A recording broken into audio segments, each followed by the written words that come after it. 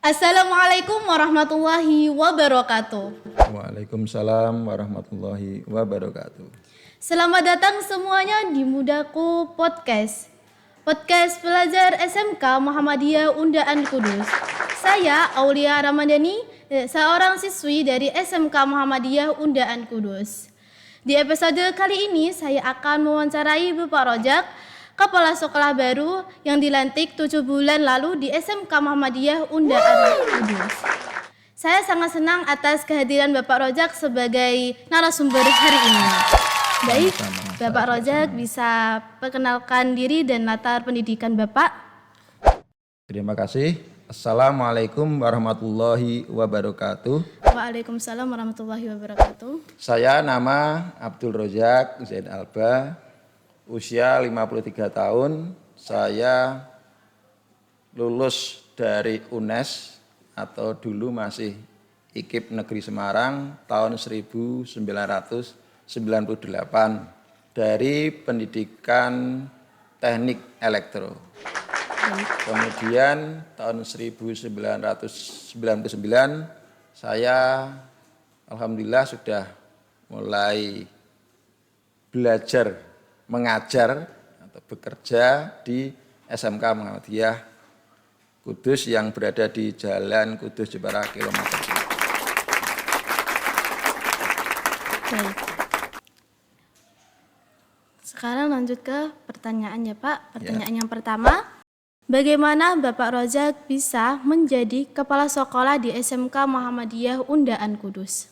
Ya, ini ceritanya panjang, berawal dari sudah purna tugasnya kepala sekolah SMK muda yaitu Bapak Singgih Munarko karena usia beliau sudah 60 tahun di bulan Oktober kalau nggak salah, maka SMK muda harus ada yang menggantikan beliau sebagai kepala sekolahnya. Dari Majelis Pendidikan Dasar Menengah,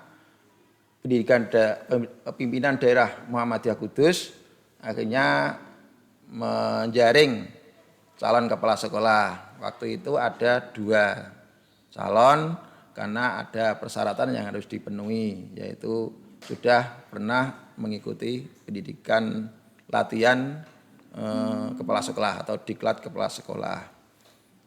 Dan waktu itu Majelis Pendidikan Dasar Menengah memilih saya untuk menggantikan beliau Bapak Singgih Munarko. Akhirnya sekarang ini saya berada di sini menggantikan beliau sebagai kepala SMK Muhammadiyah Undaan Kudus.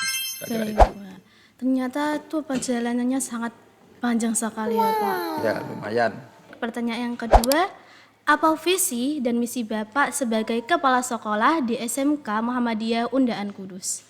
Visi dan misi saya tentunya masih melanjutkan apa yang sudah menjadi visi misi dari kepala sekolah sebelumnya, yang mana visi sebelumnya itu adalah menghasilkan lulusan yang maju, unggul, disiplin dan berakhlak mulia. Maka bisa disingkat dengan SMK Muda, itu kan nama yang cukup keren, Sangat bisa keren. menjadi branding yang bagus. Jadi orang mengucapkannya enak, SMK Muda. Jadi jadi visi dan misinya sudah tercantum dalam julukan atau branding nama SMK Muda itu. Sangat singkat, padat, dan jelas itu ya Pak. Ya.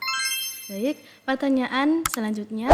Bagaimana Bapak melihat potensi dan tantangan yang dihadapi oleh SMK Muhammadiyah Undaan Kudus saat ini?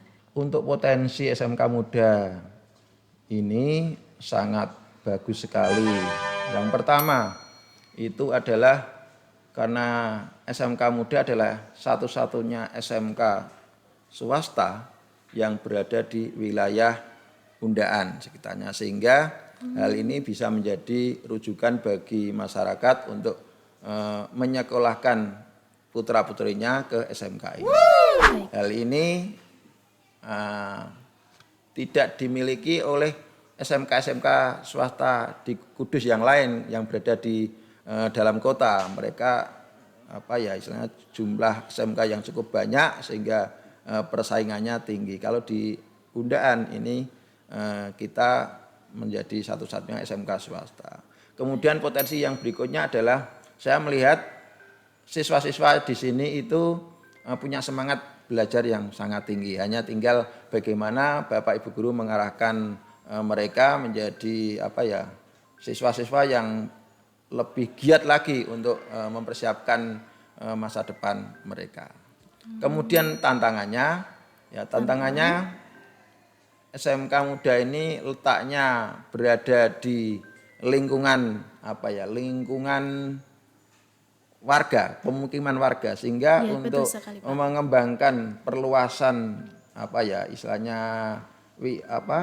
arena atau pengembangan sarana prasarana untuk meluaskan sarana prasarana itu agak terbatas karena keterbatasan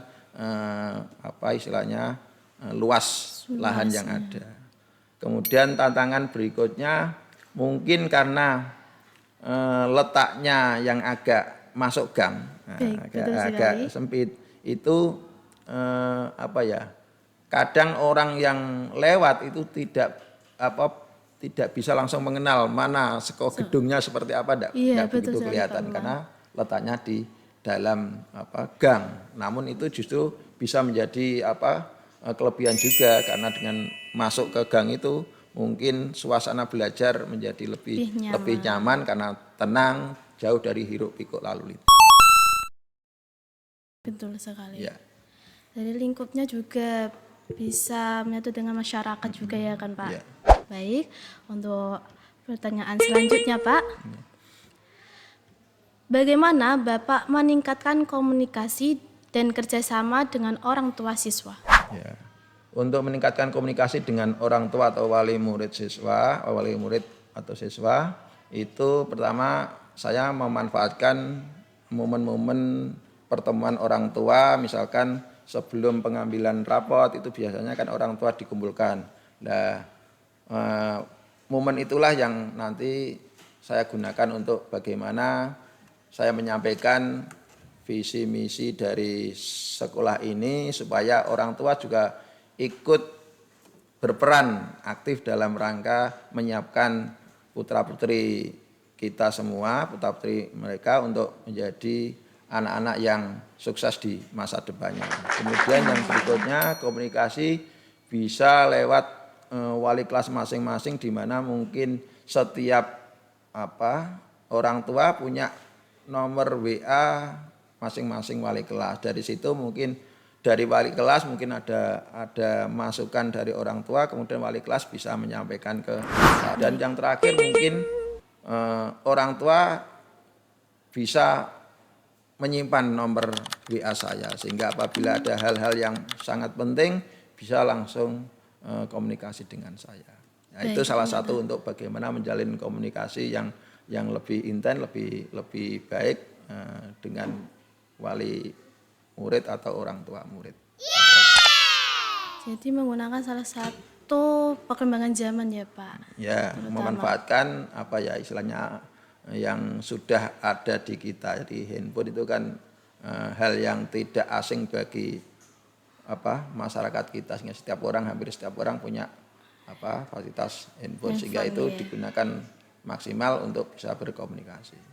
Nah, itu, betul sekali Pak memang. Dan untuk pertanyaan selanjutnya, apa pesan dan harapan Bapak untuk siswa-siswi SMK Muhammadiyah Undaan Kudus dalam beberapa tahun ke depan?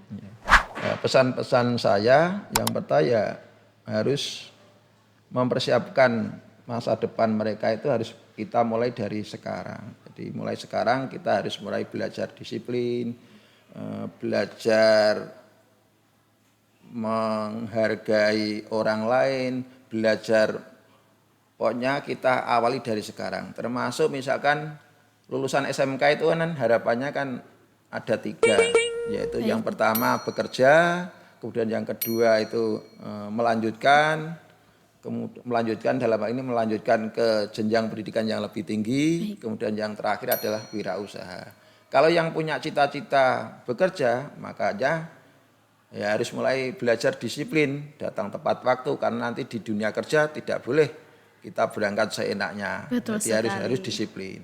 Kemudian bagi yang melanjutkan, ya mulai sekarang harus sudah memilih jurusan apa yang akan mereka pilih untuk kuliah nanti, sehingga harus disiapkan mulai sekarang bagaimana apa istilahnya tip-tipnya atau trik-triknya untuk bisa menembus kuliah sesuai jurusannya. Kemudian yang terakhir bagi yang berwirausaha ya juga harus mulai membaca situasi usaha apa yang nanti setelah lulus itu punya peluang yang sangat besar sehingga bisa dirintis mulai sekarang. Misalkan yang mau berjualan misalkan ya harus melihat nanti kira-kira setelah lulus jualan apa yang masih prospek untuk menghasilkan uang yang banyak sehingga mulai dirintis dari sekarang.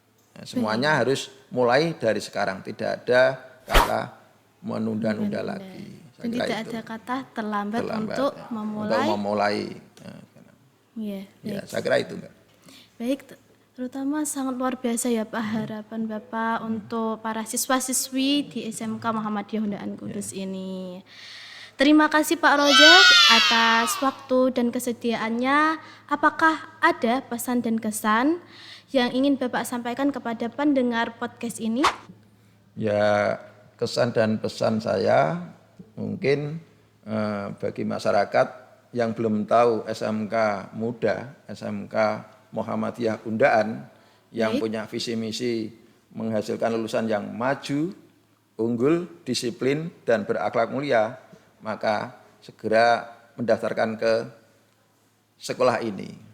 Dan perlu masyarakat ketahui bahwa tahun ini Jarum Foundation Peduli Pendidikan telah menguturkan bantuan ke jurusan teknik elektronika audio video berupa lab yang sangat bagus, kemudian peralatan-peralatan praktek yang sangat bagus sehingga nanti anak-anak yang praktek di jurusan teknik elektronika itu bisa megang satu alat, satu siswa satu alat sehingga pembelajaran bisa maksimal. Mungkin di tahun-tahun yang akan datang jurusan yang lain yaitu jurusan teknik kendaraan ringan juga mungkin mendapat perhatian dari Jarum Foundation Peduli Pendidikan. Saya kira itu, Mbak. Amin ya Pak. Semoga yang diharapkan yang tadi Pak Rojak ingin terwujudkan. Amin. Baik, terima kasih. Semoga video kali ini bisa memotivasi teman-teman semuanya. Sekian dari kami. Wassalamualaikum warahmatullahi wabarakatuh. Waalaikumsalam warahmatullahi wabarakatuh.